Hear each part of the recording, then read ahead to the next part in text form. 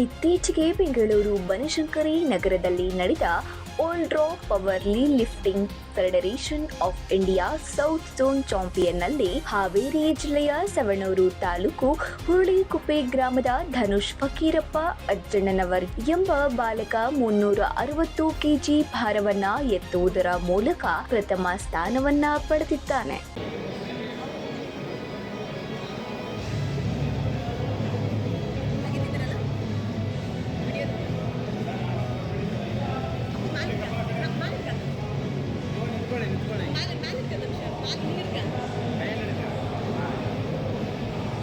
ದೇವಗಿರಿಯ ಬಾಪೂಜಿ ಆಂಗ್ಲ ಮಾಧ್ಯಮ ಶಾಲೆಯಲ್ಲಿ 10ನೇ ತರಗತಿಯನ್ನ ಓದುತ್ತಿರುವ ಧನುಷ್ 360 ಕೆಜಿ ಭಾರವನ್ನ ಎತ್ತುವುದರ ಮೂಲಕ ಪ್ರಥಮ ಸ್ಥಾನವನ್ನ ಪಡೆಯುವ ಮೂಲಕ ಸಾಧನೆಯನ್ನ ಮೆರೆದಿದ್ದಾನೆ.